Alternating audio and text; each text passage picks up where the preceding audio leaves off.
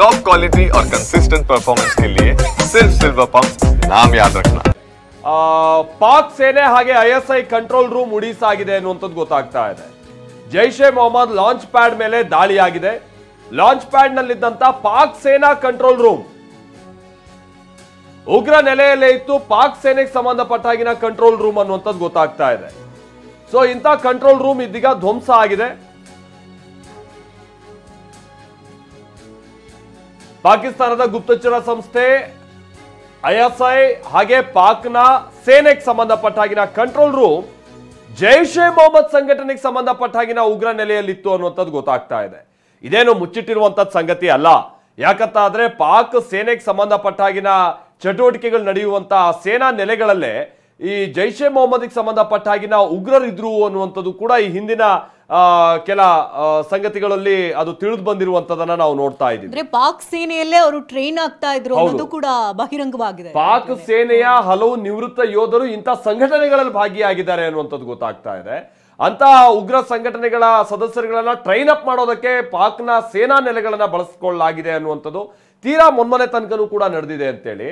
ಆಮೇಲೆ ಈ ಅಟ್ಯಾಕ್ ನ ಯಾರು ಪಾಲ್ಗಾಮ್ಗೆ ಸಂಬಂಧಪಟ್ಟ ಹಾಗಿನ ಈ TRF ಸಂಘಟನೆಯವರು ಮಾಡಿದ್ರು, ಆ ಸಂಘಟನೆಯ ಸದಸ್ಯರುಗಳು ಕೂಡ ಪಾಕ್ನ ಸೇನಾ ನೆಲೆಯಲ್ಲಿ ಕೆಲವೇ ದಿನಗಳ ಹಿಂದೆ ಟ್ರೈನ್ ಅಪ್ ಆಗಿದ್ರು ಅನ್ನುವಂಥದ್ದು ಕೂಡ NIA ತನಿಖೆಯಲ್ಲಿ ತಿಳಿದು ಬರ್ತಾ ಇರುವಂತಹ ಸಂಗತಿ ಅಂತ ಹೇಳಿ ಇತ್ತೀಚೆಗೆ ನಾವು ಕೆಲ ಪುರಾವೆಗಳ ಸಮೇತವಾಗಿ NIA ನಿರೂಪಿಸೋದಕ್ಕೆ ಹೊರಡ್ತಾ ಇದೆ. ಸನ್ನಿವೇಶ ಈಗಿರುವಂತಹ ಸಂದರ್ಭದಲ್ಲಿ ಈಗ ಆಗಿರುವಂತಹ ಅಟ್ಯಾಕ್ ಇದು ಭಾರತ ಏನೇ ಕ್ಲೈಮ್ ಮಾಡಿರ್ಬೋದು, ಇದು ಉಗ್ರರನ್ನ ನಾವು ಟಾರ್ಗೆಟ್ ಮಾಡಿರುವಂತದ್ದು ಅಂತ. ಅಂದ್ರೆ ಉಗ್ರರಂತವ್ರು ಯಾರು? ಪಾಕಿಸ್ತಾನ ಸೇನೆಗೆ ಸಂಬಂಧಪಟ್ಟಂತವರು ಕೂಡ ಆಕ್ಟಿವ್ ಆಗಿ ಅಂತ ಚಟುವಟಿಕೆಗಳಲ್ಲಿ ಇರುವಂತ ಕಾರಣಕ್ಕಾಗಿ ಅವರಿಗೂ ಡ್ಯಾಮೇಜ್ ಆಗಿರ್ಬೋದು. ಇನ್ನು ಉಗ್ರರ ನೆಲೆಗಳನ್ನ ಹುಡುಕಿ ಯೋಧರಿಗಾಗಲೇ ಕೊಂದು ಹಾಕಿದ್ದಾರೆ. ನೌಕಾಸೇನೆ ವಾಯುಸೇನೆ ಅಬ್ಬರಕ್ಕೆ 50 ಉಗ್ರರು ಫಿನಿಶ್ ಆಗಿದ್ದಾರೆ. ಭಾರತದ ಏರ್ ಸ್ಟ್ರೈಕ್ ನಲ್ಲಿ ಅಡಗಿದ್ದವರು ಸ್ಥಳದಲ್ಲಿಯೇ ಬೀದಿ ಹೆಣವಾಗಿಬಿದ್ದಾರೆ. ನುಗ್ಗಿ ಬಂದು ಫೈಟರ್ ಜೆಟ್ಗಳು, ಹಾರಿದ ಕ್ಷಿಪಣಿ ಡ್ರೋನ್ಗಳು. ಅಂದ್ರೆ ತ್ರಿಮೂರ್ತಿಗಳ ಸೇನೆ ಇಲ್ಲಿ ವಾಯುಸೇನೆ, ನೌಕಾಸೇನೆ, ಭೂಸೇನೆ ಮೂರೂ ಒಂದೇ ನಿಟ್ಟಿನಲ್ಲಿ ಒಂದು ಗುರಿಯನ್ನ ಇಟ್ಕೊಂಡು ಏರ್ ಸ್ಟ್ರೈಕ್ ಅನ್ನ ಮಾಡಿದ್ದಾರೆ. ಮಿಡ್ ನೈಟ್ ಆಪರೇಷನ್ಗೆ ಪಾಕಿಸ್ತಾನ ಈಗಾಗಲೇ ಪತ್ರಗೊಟ್ಟಿ ಹೋಗಿದೆ. ಒಂದಲ್ಲ ಎರಡಲ್ಲ, ಬರೋಬ್ಬರಿ 50ಕ್ಕೂ ಹೆಚ್ಚು ಉಗ್ರರು ಇಲ್ಲಿ ಬೀದಿ ಹೆಣವಾಗಿ ಹೋಗಿದ್ದಾರೆ. ಬಹುಶಃ ಪಹಲ್ಗಾಮ್ನಲ್ಲಿ ಅಟ್ಯಾಕ್ ಆದಂಥ ಸಂದರ್ಭದಲ್ಲಿ ನಮ್ಮ ಯೋಧರೇನಾದರೂ ಅಲ್ಲಿದ್ರೆ ಅಲ್ಲೇ ಎದೆ ಸೀಳ್ಬಿಡ್ತಿದ್ರೇನು ಬಹುಶಃ. ಯಾಕಂದರೆ ಒಂದು ಕಡೆ ಜಮ್ಮು ಕಾಶ್ಮೀರ್ನಲ್ಲಿ ನಿರಂತರವಾದಂಥ ದಾಳಿ ಆಗ್ತಾನೆ ಇದೆ. ಇದನ್ನೆಲ್ಲ ಸಹಿಸಿಕೊಂಡು ನಮ್ಮ ಸೇನೆ ಯೋಧರು ಕೂರುವಂಥರಲ್ಲ. ಯಾವ ಸಂದರ್ಭದಲ್ಲಿ ಅಂದರೆ ಅಲ್ಲಿ ಇದ್ದಕ್ಕಿದ್ದಂತೆ ಫ್ಲಡ್ ಆಗ್ತಾ ಇತ್ತು, ಎಲ್ಲ ಉರುಳಿ ಹೋಗ್ತಾ ಇತ್ತು ಬೆಟ್ಟ ಗುಡ್ಡಗಳಲ್ಲೂ. ಅಲ್ಲಿ ರಕ್ಷಣೆಗಾಗಿ ಕಳಿಸಿದ್ರಿಂದಾಗಿ ಇಲ್ಲಿ ಪಹಲ್ಗಾಮ್ನಲ್ಲಿ ನಮ್ಮ ಯೋಧರು ಇಲ್ಲದೇ ಇರೋ ಕಾರಣದಿಂದಾಗಿ ಇಲ್ಲಿ ಒಂದು ಬಹುದೊಡ್ಡ ಒಂದು ಅಚಾತುರ್ಯ ನಡೆದು ಹೋಯಿತು.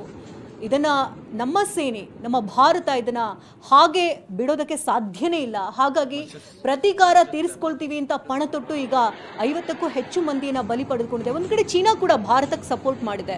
ಆದರೆ ಇದನ್ನು ನಾವು ಈಸಿಯಾಗಿ ತಗೊಳಕ್ಕಾಗಲ್ಲ. ಯಾಕಂದರೆ ಹಿತಶತ್ರುಗಳು ಯಾವ ಸಂದರ್ಭದಲ್ಲಿ ಬೇಕಾದ್ರೆ, ಈಗ ಏರ್ ಸ್ಟ್ರೈಕ್ ಆಗಿದೆ ಪಾಕಿಸ್ತಾನದ ಮೇಲೆ, ಯಾವ ಸಂದರ್ಭದಲ್ಲಿ ಬೇಕಾದ್ರೆ ಚೀನಾ ಅವರಿಗೆ ಸಪೋರ್ಟ್ ಮಾಡಿ ಹಿಂದೆಯಿಂದ ನುಗ್ಗಿ ಹೊಡೆಯುವಂತಹ ಕೆಲಸಗಳನ್ನು ಕೂಡ ಮಾಡಬಹುದು. ಭಾರತಕ್ಕೆ ಇಲ್ಲೊಂದು ಅನಿವಾರ್ಯತೆ ಇತ್ತು ಈ ರೀತಿಯಾದಂತಹ ಒಂದು ಸಂದೇಶ ಕೊಡಬೇಕಾದಂಥದ್ದು. ಯಾಕಂತ ಅಂದ್ರೆ ನಮ್ಮ ಸೆಕ್ಯೂರಿಟಿ ಲ್ಯಾಬ್ಸ್ ಅನ್ನುವಂಥದ್ದನ್ನ ಕೂಡ ನಾವಿಲ್ಲಿ ಗಮನಿಸ್ತಾ ಇದ್ದೀವಿ.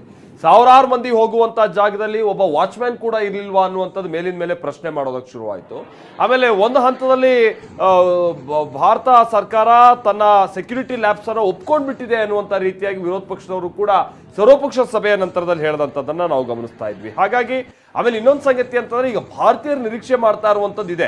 ಹೌದು, ಈಗ ಒಂದು ಈ ರೀತಿಯಂತ ಅಟ್ಯಾಕ್ ಆಗುತ್ತೆ, ಅದಾದ ನಂತರದಲ್ಲಿ ನಮ್ಮ ಸೇನೆ ಹೋಗುತ್ತೆ, ವಾಯುಸೇನೆ ಹೋಗುತ್ತೆ, ಅಲ್ಲಿ ಹೋಗಿ ಕೌಂಟರ್ ಅಟ್ಯಾಕ್ ಮಾಡಿದ್ವಿ ಅಂತ ಹೇಳ್ತಾರೆ.